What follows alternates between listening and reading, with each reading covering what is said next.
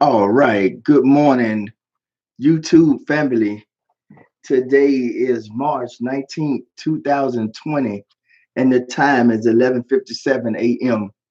Uh, I am live on location here at 500 South Russell Street, uh, Forest City, Arkansas, better known as a VZ, All Veterans Empowerment Services Incorporated. As you can see from the title, the 7 reasons why the VA will deny your claim. What the top 7 reasons that is, and who needs this information? This information is being put out to those of you who have filed your VA claim and you have been denied. And in that decision letter, you have been denied for one, probably for more than one, or if not one of these 7 top reasons that I've done the research on that you have been denied for. Now, first of all, let's talk about what it takes to file a VA claim. The first thing I want to discuss are the 3 elements of a VA claim. Now, the 3 elements of a VA claim going in order are: number one, an injury, illness, or an event acquired while in the service, while you were serving in the Army, the Marines, the Navy, the Coast Guard, what have you, while you were on active duty, or a condition, or illness that was aggravated by the service, means that you had flat feet when you went into the service. When you did the duck walk at MEPS, they determined that you had flat feet. But also, when you went into the Army accepted you and they put you as Bravo, which is infantry, and you had problems with your feet from the time you left MEPS to the time you ETS from the Army. That is a condition uh, that you went to sick call either while in the service on the medical military side or civilian side, long as it's documented into your records that you went there on numerous occasions to receive treatment for it, that is called aggravation. Aggravation of condition by service. That is compensational. The second thing is you must, and I'm going to say it as clear as I can, you must have a current diagnosis. Now, going back to the flat feet issue, where uh, it's kind of one of the easiest ones, and I'm going to give you another example here in a few minutes. But going back to the flat feet, you went to MEPS on today is the 19th of March. We'll go back 4 years. Let's say for 4 years. So we'll go back uh, 20, 19, 18, 17, 16. So you joined the let's say I joined the Marines on March 19th, 2016. And I was at MEPS. They gave me the physical. They determined I had flat feet. I went to MCRD San Diego doing the runs. I complained about feet issue. I got to the fleet. Once I got to the fleet, I went to BAS, got the painkillers or the Motrin as they call it, drink water and stay hydrated, and it went on. That's in my records. However, now it's 4 years later. Here it is, March 19th, 2020, 4 years exactly, and I'm out of the Marines. Now, what do I do? Now, what you want to do is either go to a private doctor or go to the VA and say, hey, look, while I was in the service, my feet, even before I got in the service, I had flat feet. Now I was treated for flat feet while I was in the service, and I need to be treated for flat feet now. What that does is establish a current condition. Even though you had it before you went in, it was aggravated by it. It also now establishes a current condition. Now, one of the tougher ones, uh, PTSD. Now, let's say you went into the service, you didn't have any issues at all. You were good. Your blood pressure was good. You didn't have diabetes, no folliculitis, Barbie. You were able to shave and not have the razor bumps or anything to that effect. You had no issues at all. you deploy and you see some stuff that just really shook you to the core, and you didn't get it documented while you was in that you had uh, that event. Okay, no biggie. Once again, it comes into the current side of it. Just because you did not get treatment for it while you were in the service does not mean that it exists. PTSD, post traumatic stress disorder.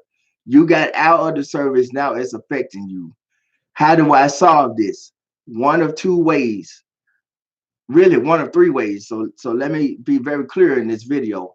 One of three ways. Number one, go to your local VA, go to the mental health clinic and say, look, I am such and such, IB veteran, give them your last four, and you want to now start receiving or get evaluated for PTSD. While you there, the most important thing that you want to get while you're receiving the treatment from them is a diagnosis, some type of mental health diagnosis.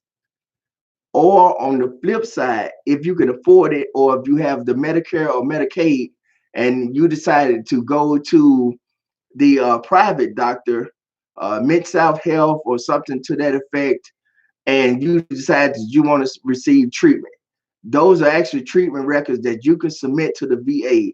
But once again, while you're being treated, your goal is to receive a current diagnosis.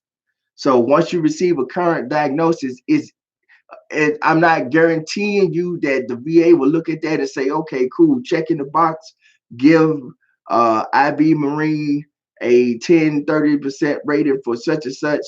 Every case vary, but it helps. It is one of the requirements per their own law that you must have a current diagnosis. Current diagnosis of a disability or reoccurring events such as the flat feet, as I discussed, and the PTSD. And the last thing you need is a medical nexus, linking the two together. That bridge that says that, hey, the PTSD that I'm claiming, that I was diagnosed for, was for my service that I received while serving in Iraq on March 19th, 2018. There was no way I was there for vacation. I saw what I saw. I gave you what I saw. No fudging the numbers, no miscommunication. That really shook me to the core. If your criteria, if you told them and what pans out meets the criteria for PTSD, and that doctor is willing to write you uh, a medical nexus to give you that diagnosis, then you should be in their home free.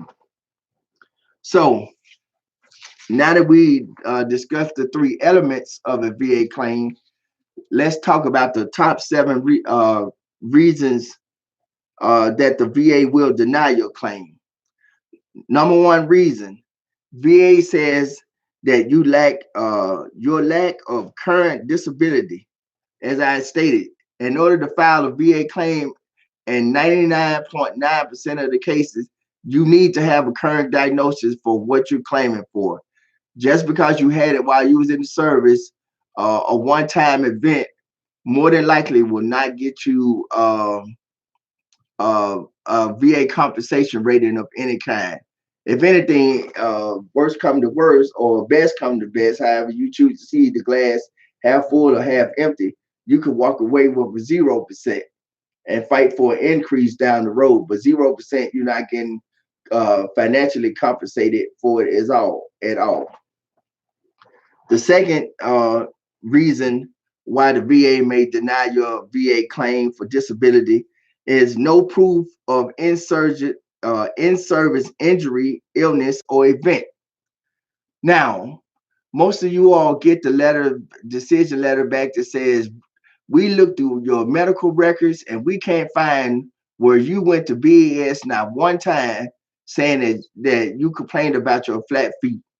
Well, like as I stated before, you may not went to BAS. You probably went to a private doctor while you was moving PCSing from station to station, and you just for whatever reason decide not to go to the VAS, all you have to do is at this point submit to the VA those private doctor medical records, and that should be that should suffice.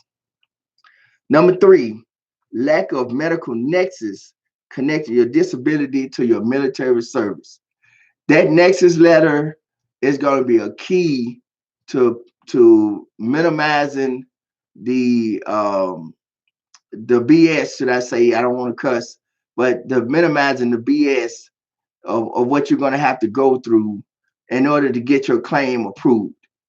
If you meet the three elements and you have a current diagnosis file, and whether you have the evidence on hand or not, it still doesn't matter. File your claim. But if you can, VA doctors are very reluctant to write it. It's like pulling teeth. And if you can find a civilian doctor that will do it, probably more than likely, you probably need a civilian doctor to write you a nexus letter. The fourth reason the VA denies your VA claim benefit due to lack of evidence. Once again, if you submit too much medical evidence, that can hurt your claim as well, because now the evidence starts to contradict what you're actually telling the doctor. Now the evidence actually starts to contradict what you actually had put into your record. One doctor may say this, one doctor may say that, and now you got overlapping. So the VA is trying to figure it out. The VA in most cases is not going to work in your best interest to say, well, this doctor says this is in his favor, so let's take this. This doctor says that is not in your favor. They're not going to take the time, more likely, to sort it out between the two. They're just simply going to deny your claim altogether.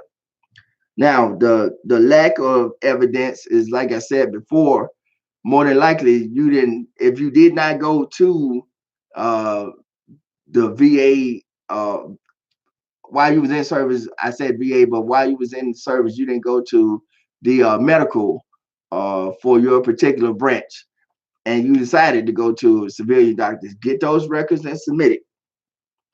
Number five, this is a biggie, because you missed your CMP exam.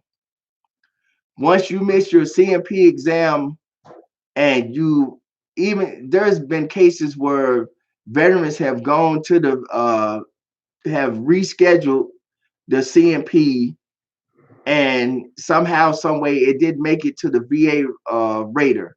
So now, even though you went to go reschedule your CMP because you couldn't make it to the original one, they still made a decision without it, without that CMP, and they counted against you.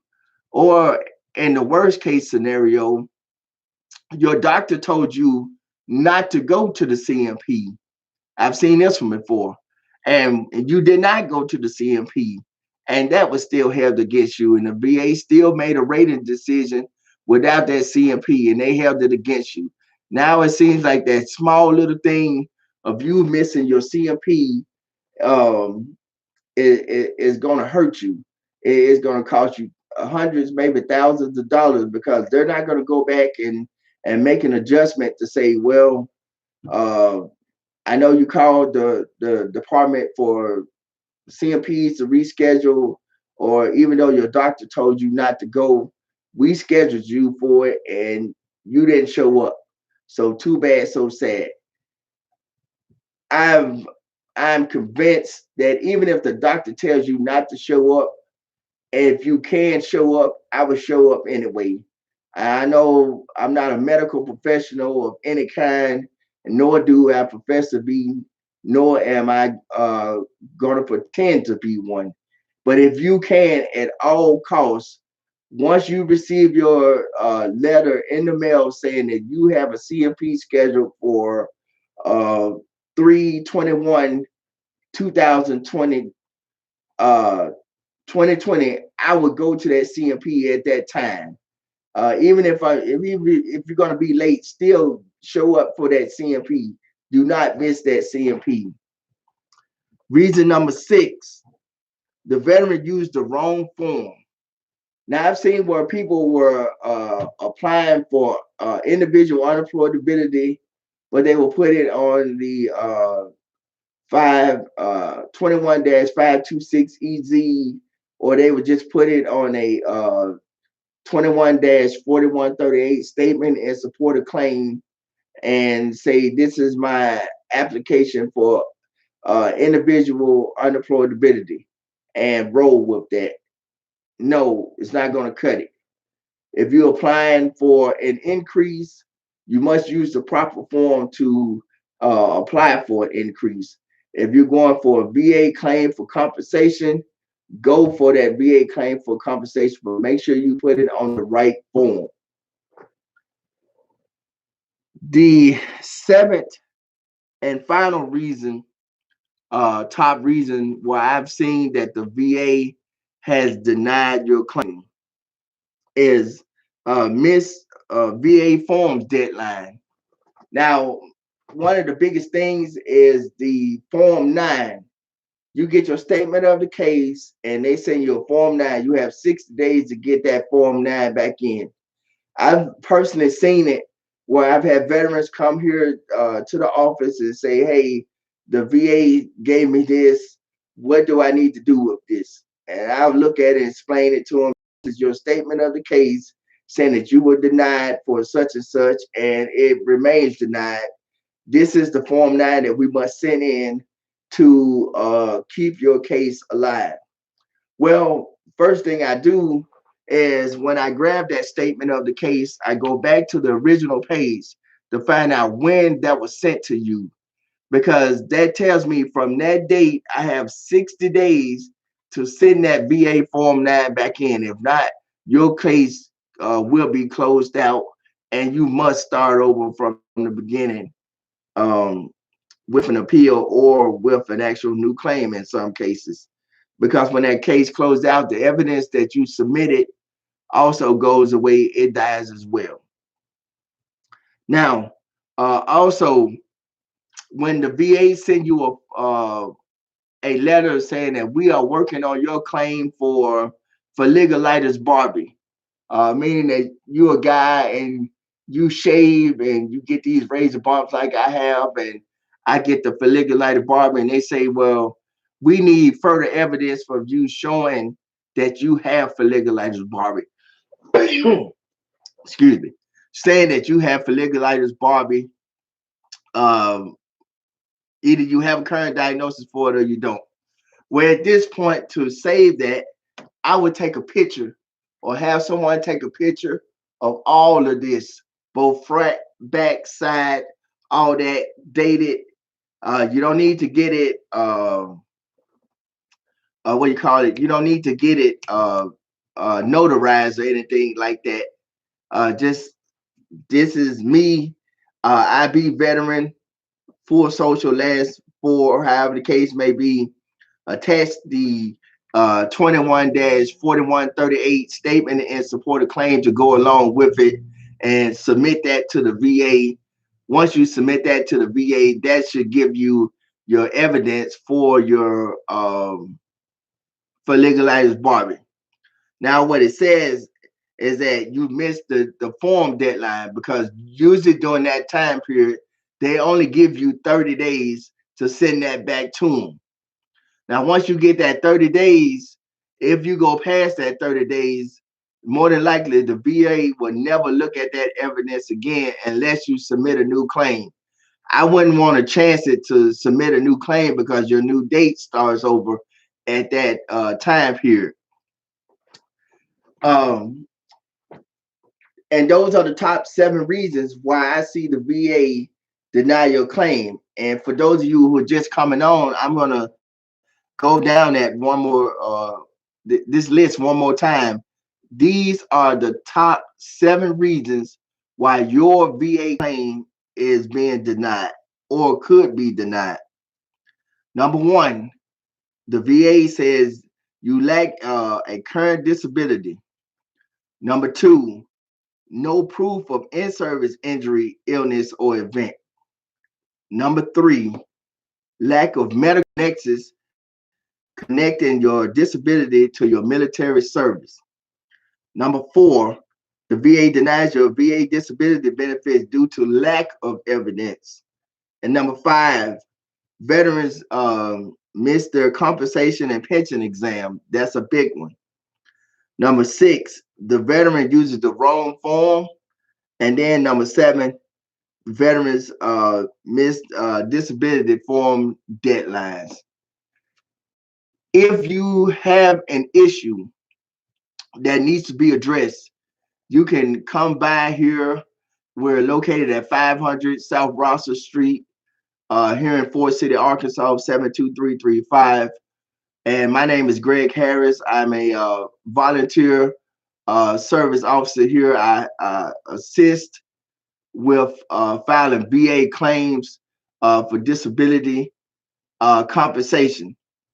There are also claims for pension. I prefer to stay away from the pension because they are a lot tougher they're easy to get, but they're tougher to change over if you need to change over. And there are a lot of requirements to go for the pension. Pension is taxable, compensation is non-taxable. So I prefer that if you really have a claim for compensation, come see me. I won't sugarcoat it. If you have a claim, you have a claim, we're going to submit. If I feel you don't have a claim, but there could possibly be a claim there, we're not going to stop it. As I said before, I'm not going to sugarcoat it. I'm going to submit to the VA and let them tell me what to submit to them to help get your claim established as service connected. I won't turn you away under any circumstances. You either have a claim or you don't. If you don't have a claim, uh, we can't make you have a claim.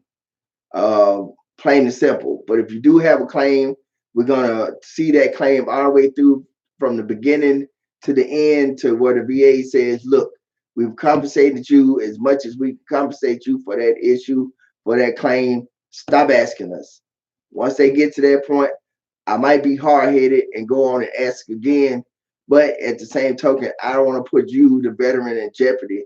So we'll do the right thing and stop right there. The phone number here is 870-494-3005. You can also fax us if you're unable to come in at 870-494-3066. And I look forward to working for you, the veteran. Even though I am a veteran of the United States Marine Corps myself, when you come to Avisa Services, you don't work for me, I work for you. So it's my pleasure to serve you. And as I stated, if there's anything I could do, I will do my best to do it. If there's nothing I can't do, I just can't do it. Can't get blood from a turnip. So thank you for taking the time to listen to me, to allow me to share this with you today. Once again, I've discussed the top seven things, reasons why the VA will deny your claim. Thank you and have a good day. Semper Fidelis.